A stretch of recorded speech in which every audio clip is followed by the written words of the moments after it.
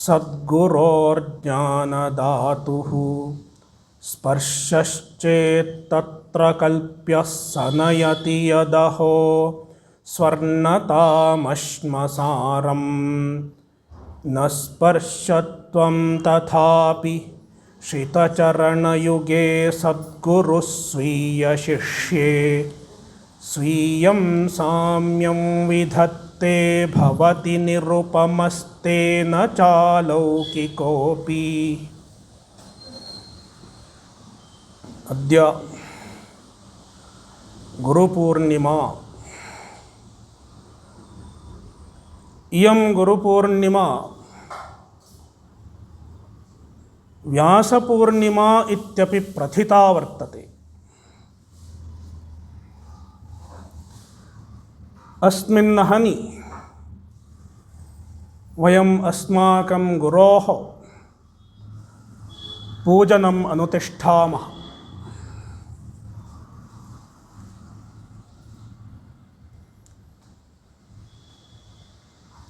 लोके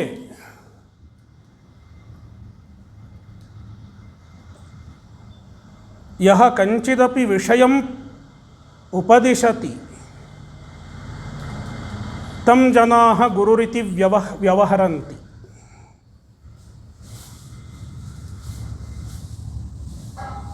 व्याकरणं वा गणितं वा संगीतं वा यः कोऽपि विषयः स्यात्, यदि कश्चन तमुपदिशति प्रायः तस्य गुरुरित्येव संज्ञा भवति। किन्तु प्रामुख्येन कः गुरुरिति व्यपदिश्यते इति चेत् यः अध्यात्मविद्याम् उपदिशति स एव मुख्यतः गुरुरित्यभिधीयते। स एव गुरुरित्याद्रियते। तथैवास्माकं परम्परा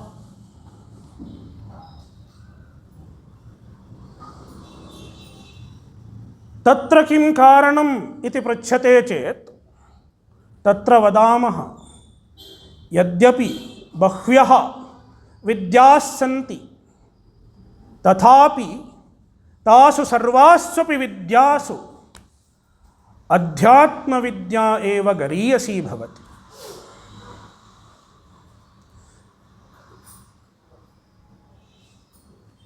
तत्र ब्रह्मविद्यां सर्वविद्याप्रतिष्ठाम् इति श्रुतिः, अध्यात्मविद्या विद्यानाम् इति स्मृतिश्च प्रमाणम्। अध्यात्मविद्या एव ब्रह्मविद्या एव विद्यासु सर्वास्वपि प्रशस्यतमा इति। तस्मात् यः इमाम् अध्यात्मविद्याम् उपदिशति स एव प्रायः गुरुरिति पूज्यते, आराध्यते।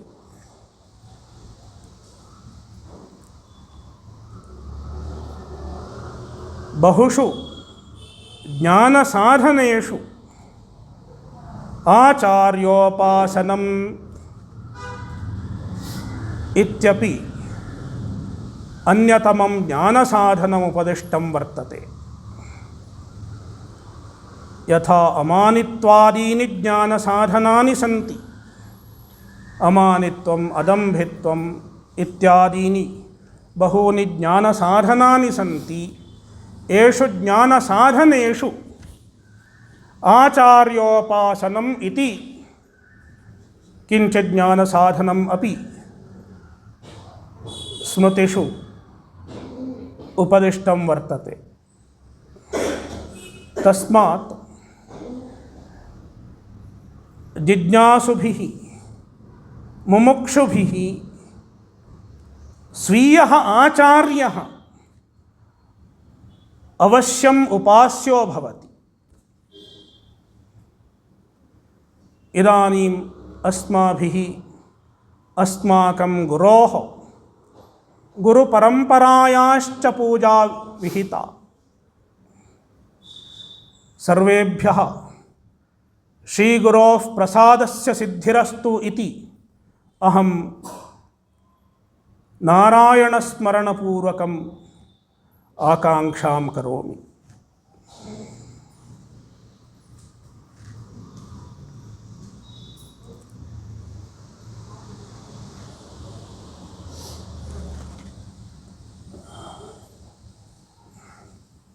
Today is Guru PoorNima. Guru PoorNima is also known as Vyasa PoorNima. In the Western culture, they have various days: Father's Day, Mother's Day, Teacher's Day, this day, Friendship Day, and many other days are there. When we observe the Guru PoorNima, one might as well think that this is just like many other days. Just like so many other days, this is a Guru's day. But that is not the idea.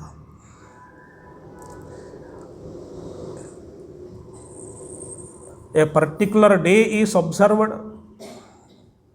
because that day they pay homage to their particular relation, father or mother or whoever. But as far as the Guru PoorNima is concerned, the worship of the Guru or the service of the Guru is not restricted to one single day.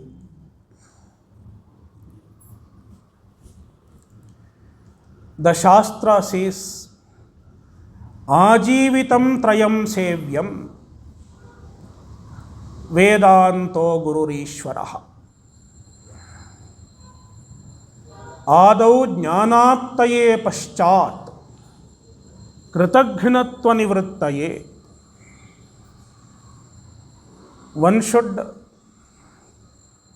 worship, honor, and serve three things all one's life.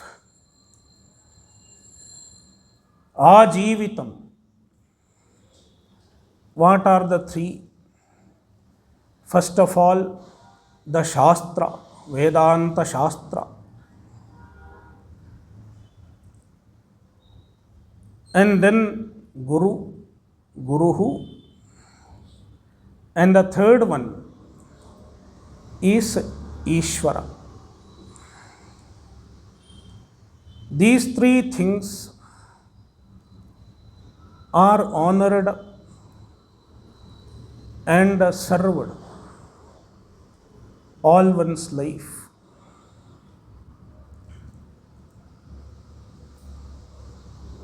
Why should one serve them? Why should one revere them? Jnanaptaye, so that one can get jnana. Because without having a proper attitude towards these three, Vedanta, Guru and Ishvara, the spiritual knowledge is not possible. Perhaps the secular knowledge is possible. You may learn mathematics without having any specific attitude towards a particular teacher. One might as well be able to learn mathematics with the YouTube or by reading books, etc. It is possible. But it is not so with the spiritual wisdom. If one has to get the Atma Jnana, one should have proper attitude towards these three. First of all, towards Vedanta. The Vedanta Vakya is the Pramana. Shankaracharya says it is Pramana for Atma Jnana. Just like our eyes are the Pramana to know the color. Yatha Rupadarshane Chakshuh Pramanam. Tathaiva जीवात्मैकत्व विज्ञाने वेदांत वाक्यम प्रमाणम भवति. Just like the eyes are the pramana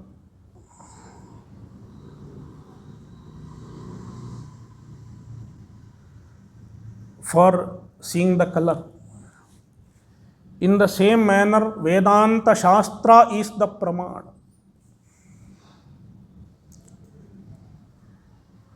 for understanding the Jiva Ishvara Aikya, Brahma Atma Aikya. That is why, first of all, one should have a lot of Shraddha towards the Vedanta Vakya.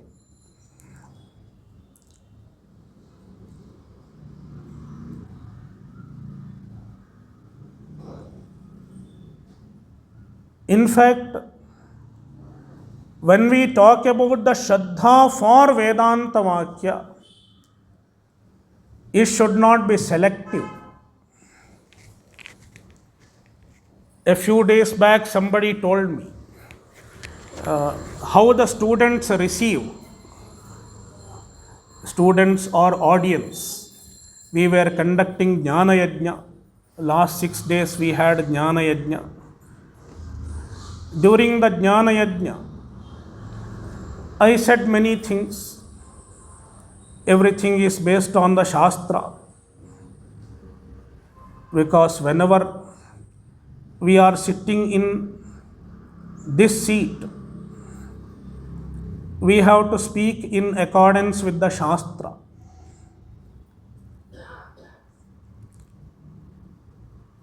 It should be Pramana Siddha. Every word I utter should be based on proper Pramana. That is the responsibility of a Guru. If he speaks something out of imagination, or if he bluffs sitting in the seat of a Guru, it is not a right thing to do. A Guru has very great responsibility. It is like a pilot. If a pilot sits in the pilot's seat in the cockpit, he has great responsibility, because if he makes a mistake, it will cost many lives. Because in an aeroplane, many people travel. How many people? 300 people. Maybe 300 also sometimes.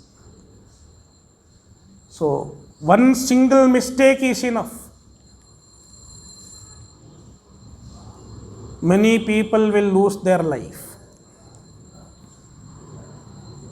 A pilot or even a driver, a bus driver.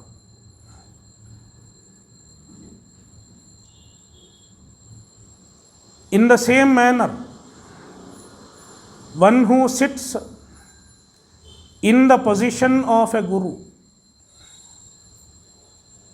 means if he teaches the Shastra, if he teaches the Brahma Vidya, he has a lot of responsibility, because what he speaks should be in accordance with the Shastra, as well as it should be in accordance with the Sampradaya. It should be based on the Shastra, and his interpretation of the Shastra should be based on the Sampradaya, the tradition. That is why Shankaracharya says, Asampradayavit sarvashastravidapi murkhavadupekshaniyaha. If somebody is an asampradayavit, he does not know how to understand and teach the Shastra according to the tradition, then one should keep a distance from him. Meaning, one cannot accept him as a guru. One cannot rely on his words.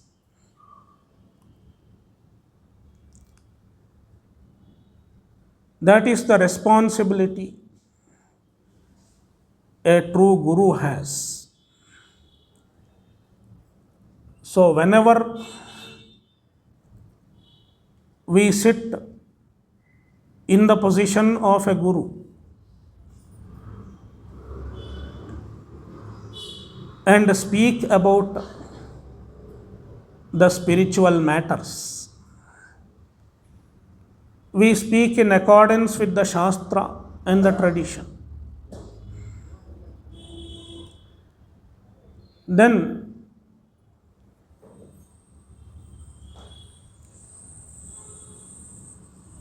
I heard that day, you may say many things, but people will take what they want. It is like going for a, what is it called? Buffet. Buffet or buffet? I don't know how to spell, how to pronounce, I don't know. Somehow I speak what I know. My knowledge of the world is very limited. So, when you go to that self-service, you can serve on your own. Like in some weddings nowadays, they do it, reception. There will be so many items kept. You can take what you want. If you want paratha, you take paratha. If you want rice, you take rice.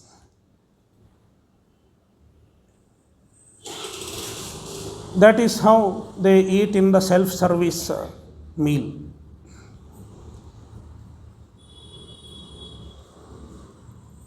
In the same manner, the people might as well take what they want from the Shastra. This is somebody's approach. Some audience may have this approach. What is convenient for me, I will accept. And what is not convenient for me, I will leave it for the speaker. Let Swamiji do it. There is something called Ardhajaratiya Nyaya. Ardhajaratiya Nyaya means you are leaving half the egg for hatching, and half the egg is used for making omelette. Omelette means egg dosa. Is it possible? Can half the egg hatch? Can it produce a chicken? It cannot produce. Half the egg cannot hatch. If it has to hatch, it should be a complete egg. In the same manner,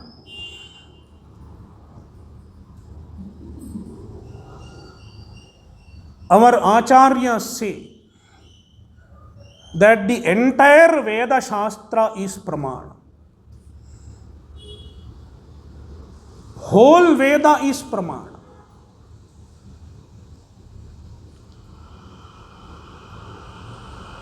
In our tradition, they have not rejected any part of the Veda. Whether it is Karma Kanda or Jnana Kanda, both are equally Pramana.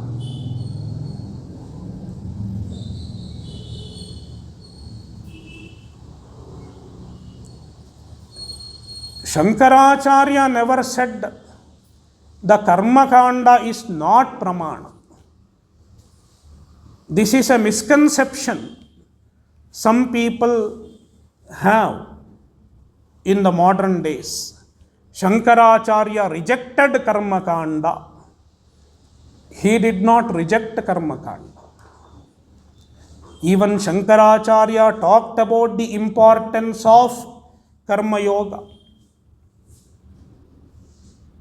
Even he talked about the importance of Yajna, Dana and Tapas. Therefore, one should accept the teaching of the Shastra in totality.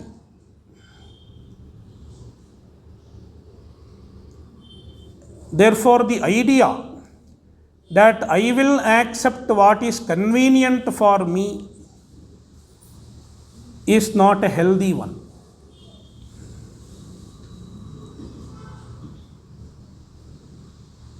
Therefore, one should have Shraddha,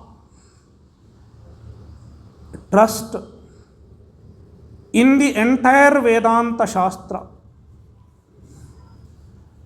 The Shastra is Pramana.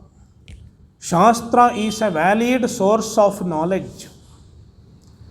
One should have this attitude. That is very important. And second is the Guru. One should have Shraddha towards the Guru also. Gurupadishta Vedanta Vakyeshu Vishwasaha Shraddha. If you look into any of the Prakarana Granthas, how do they define Shraddha? They just don't say Vedanta Vakyeshu Vishwasaha. I have trust in Vedanta Vakya, but I don't have trust in the Guru. This is a lopsided Shraddha. Gurupadishta Vedanta Vakya. Having trust in the Vedanta Vakya which is taught by the Guru,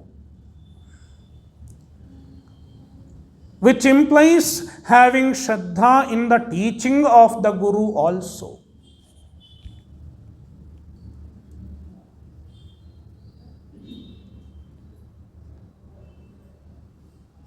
Shraddha is very important because Bhagavan says, Shraddhavan labhate jnanam tatparas sanyatendriyaha. In Adhyaya 4 of Bhagavad Gita, Bhagavan has explicitly stated the importance of a Guru. If somebody wants the Vedanta Jnana, if somebody wants to get the Atma Jnana, he has to go to a Guru. Tadvidhi pranipatena pariprashnena sevaya upadekshanti te jnanam jnaninastattvadarshinaha. How to get jnana? How to get the Adhyatma Jnana? There are many ideas regarding this also. Some people think if I meditate, I will get jnana. And they cite the example of Buddha. Buddha meditated under a tree and got enlightenment. Similarly, I will also sit under a tree and they will get, they think they will get jnana. Buddha did not have a guru. Ramana Maharshi did not have a guru. What they did, they sat under a tree and got realization. So I don't need a guru. Some people argue this way. Then I tell them, Newton did not go to any university. What he did, he sat under an apple tree. An apple fell and he understood the law of gravity. In the same manner, you don't go to school, you don't go to college. Will you be able to learn science?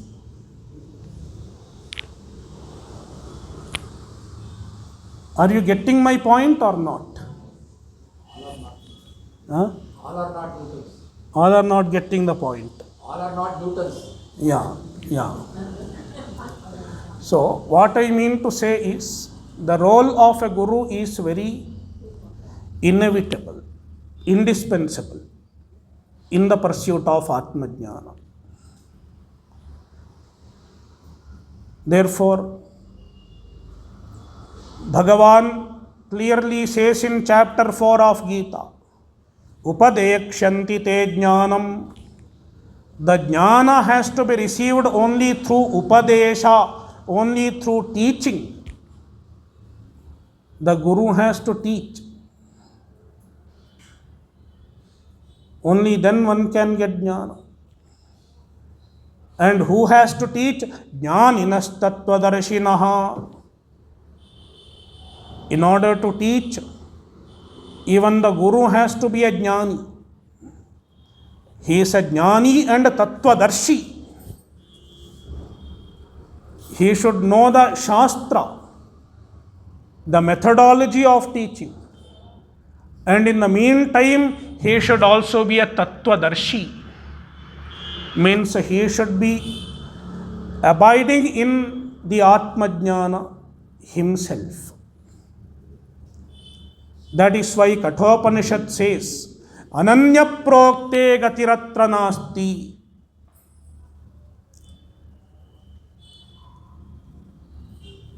The teacher has to be Ananya.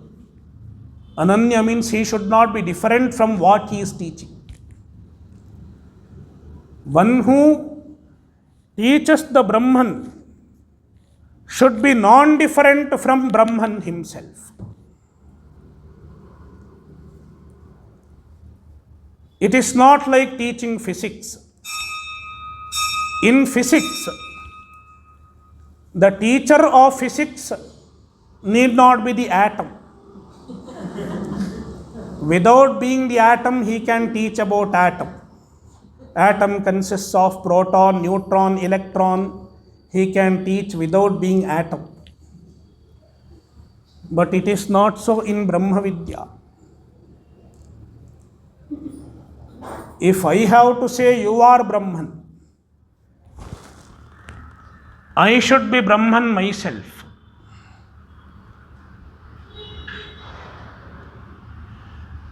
That is why Upanishad says Brahmanishtham, Shotriyam Brahmanishtham. He should be a Shotriya as well as Brahmanistha. That is why it is not like any academic subject. Vedanta is not like any academic subject. The life of the teacher,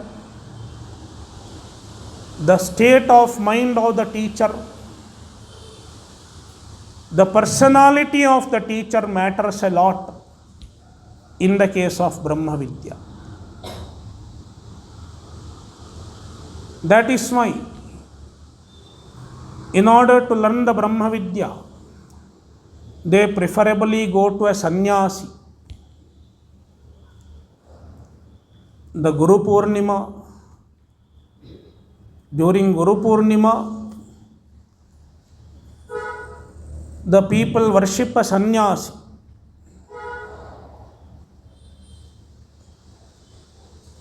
As their Guru. Because a sannyasa is an ideal lifestyle to abide in the Brahma Vidya.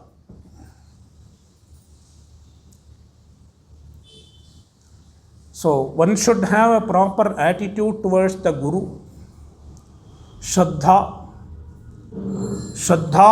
labhate jnanam tatparas sanyatendriyaha. In Adhyaya 4, Krishna has given 3 attitudes, and he has also spelt out 3 gestures. The 3 attitudes are Shraddha,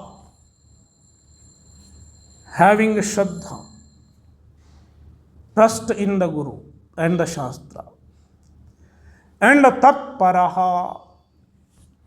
One should be tatpara, one should be committed, dedicated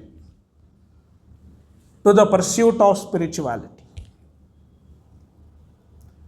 It should be one's priority.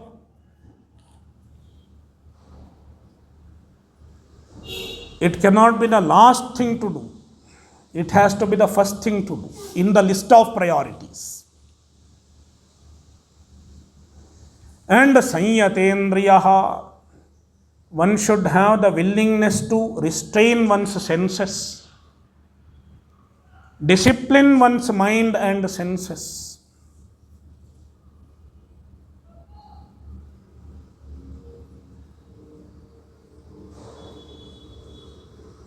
If I say, I will allow my senses to do what they want to do, then the Atma Jnana is not for them. Ramakrishna Paramahamsa says, Bhoga Vilasa and Adhyatma cannot go together. He gives the example of a wet paper. Just like a wet paper is not fit for writing. You cannot write on a wet paper. If you start writing, it will tear or something will happen. In the same manner, a person engaged in bhoga vilasa, engaged in material enjoyment, and he is not disciplining his mind and senses, such person cannot make any great gains in the spiritual pursuit.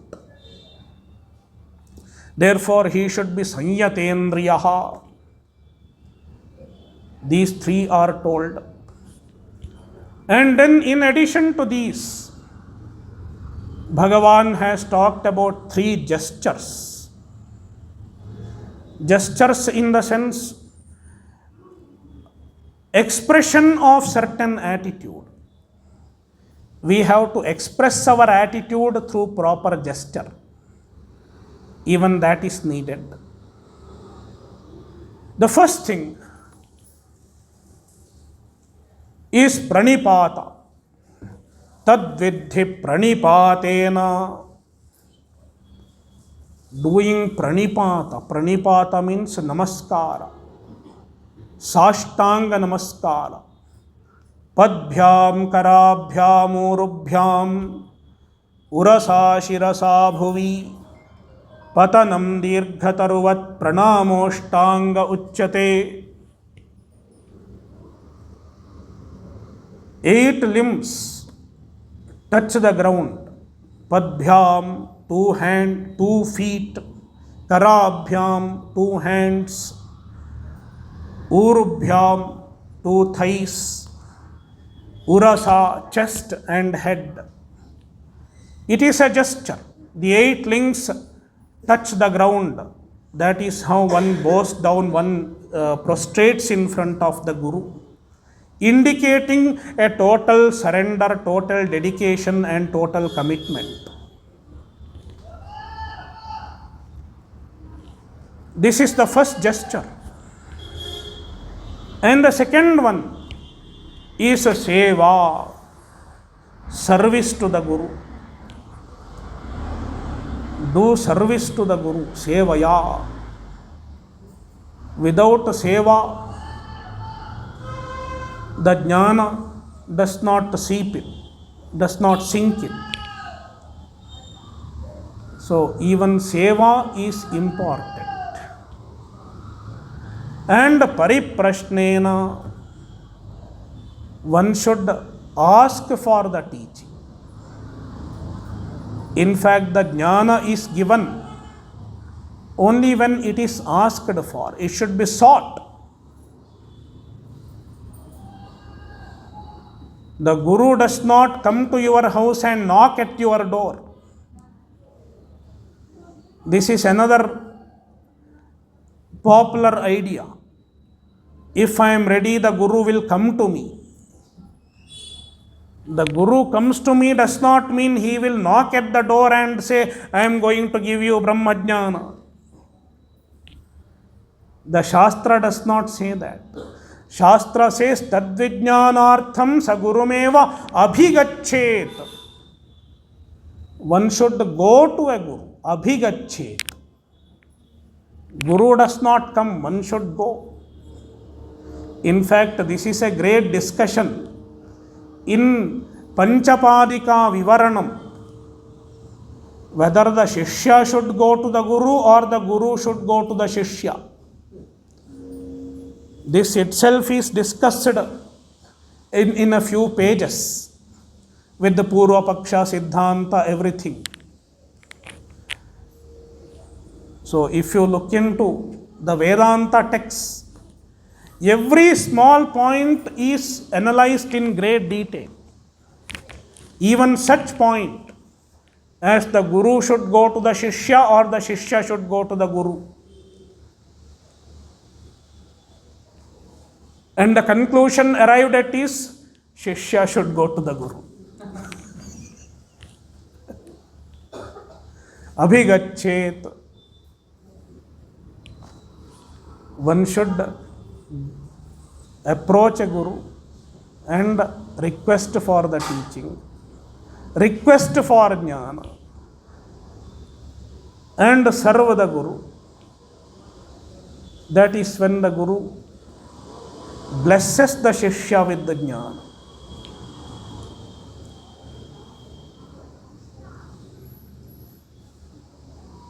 So one should have proper attitude towards Vedanta as well as the Guru, and also proper attitude towards Ishvara,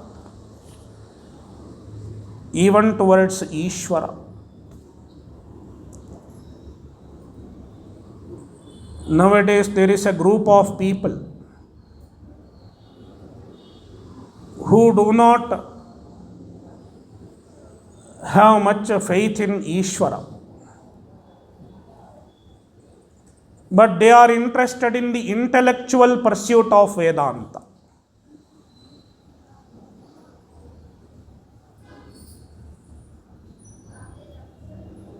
When we say, have devotion to Ishvara,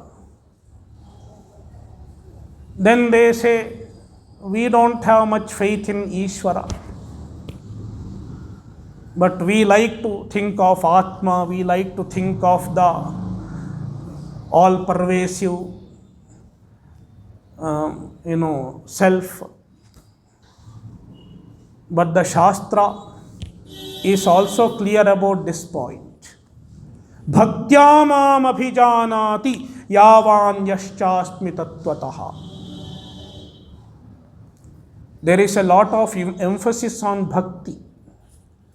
Without bhakti, without devotion to Ishvara,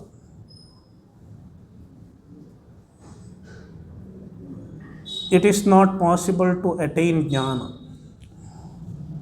यस्य देवे परा भक्तिः यथा देवे तथा गुरौ तस्यैते कथिता ह्यर्थाः प्रकाशन्ते महात्मनः. One who has a great devotion to Ishvara and he has the same amount of devotion to the Guru also, to such a seeker, such a jijnasu, the Brahma Vidya reveals itself. The Brahma Vidya unfolds itself.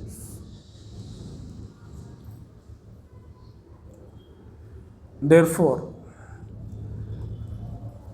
in order to attain jnana, in order to get Brahma jnana, in order to get Atma jnana, one should have proper attitude towards Vedanta, Guru and Ishvara.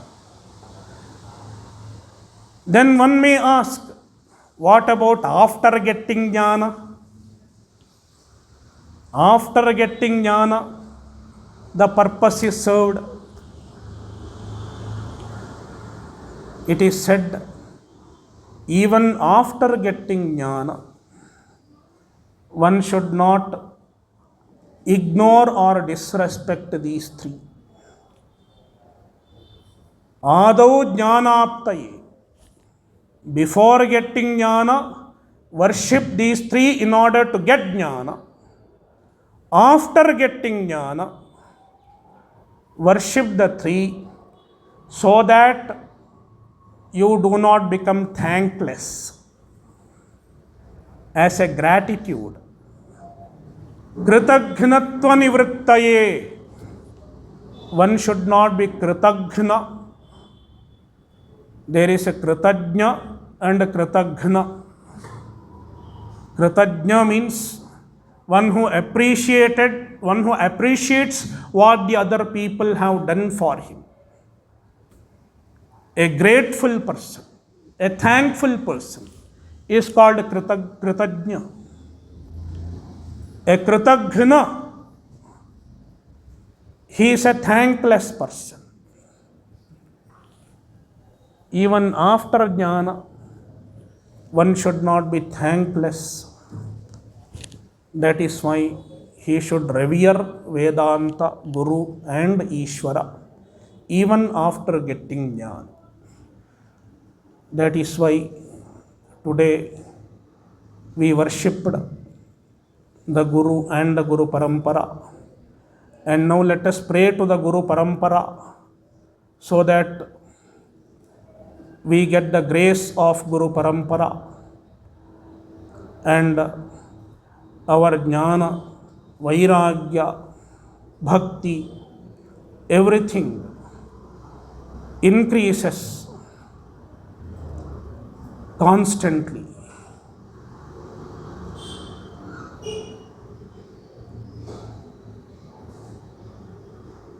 Om Gurur Brahma Gurur Vishnu Gurur Devo Maheshwaraha Guru Sakshat Parabrahma Tasmai Sri Gurave Namaha. Om Shanti Shanti Shantihi. Harihi Om Sri Gurubhyo Namaha. Harihi Om.